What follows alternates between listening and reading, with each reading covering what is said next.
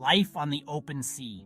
The trawler cut through the choppy waves. It was cold, damp, and the air was thick with the smell of salt and fish.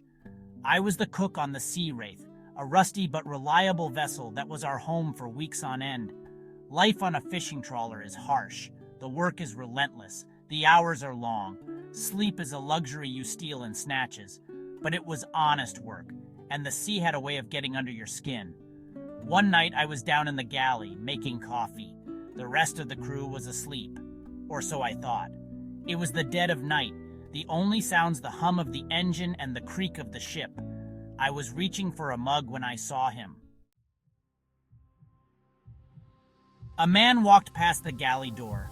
He was dressed in oilskins, his back to me. I thought it was Finn, one of the deckhands. "Didn't think you liked coffee, Finn," I called out, but there was no answer.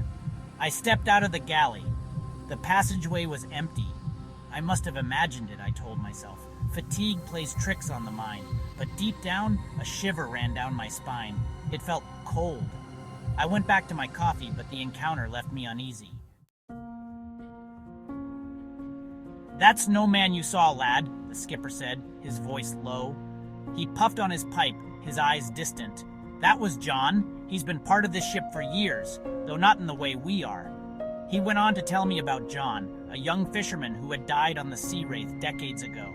John had been a hard worker, full of life, and a favorite among the crew. But the sea, as beautiful as she is, can be a cruel mistress. One stormy night, just like this one, John had been on deck, hauling in the nets. A rogue wave had crashed against the trawler, sweeping him overboard. They never found his body. Some say his death was just a tragic accident. Others whispered about a curse. Whatever the reason, John's spirit remained forever bound to the trawler he called home. Whispers in the wind. Over the years, there had been countless sightings of John. Faint whispers on the wind, the smell of salt and brine where there shouldn't be, tools going missing and reappearing in strange places.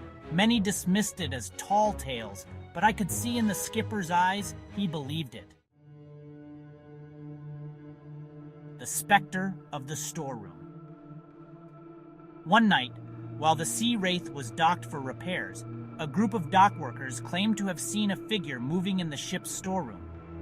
The figure matched John's description perfectly. They described a tall, gaunt man in oilskins, his face obscured by the shadows.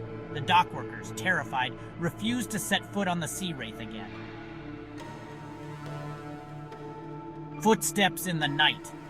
Then there were the footsteps, heavy, measured steps that seemed to pace the deck at night, even when everyone was accounted for below. I'd hear them myself sometimes. A slow, deliberate thud, thud, thud. It was unnerving, to say the least. I tried to rationalize it as the ship settling or the waves against the hull, but deep down, I knew it was something else. One particularly chilling incident occurred when a new deckhand, a burly man named Mick, was working alone in the engine room. He swore he felt a cold hand on his shoulder and heard a voice whisper his name. When he spun around, there was no one there, but the temperature had plummeted, and he could still feel the icy grip on his shoulder, long after whatever had touched him was gone. The crew of the Sea Wraith had learned to coexist with John's presence. They'd leave a mug of coffee out for him at night, talk to him when they were alone on deck. It was their way of acknowledging him, of making peace with the past. But even this unspoken pact couldn't erase the fear, the knowledge that they shared their home with something beyond their understanding. The sea holds many secrets. It's a vast, unforgiving expanse that has swallowed more souls than it could ever reveal. And sometimes those souls find their way back, seeking solace, or perhaps just a way to tell their story. John's story was just one of many. The ocean was his graveyard, the Sea Wraith his tombstone. So next time you're on a boat, listen carefully.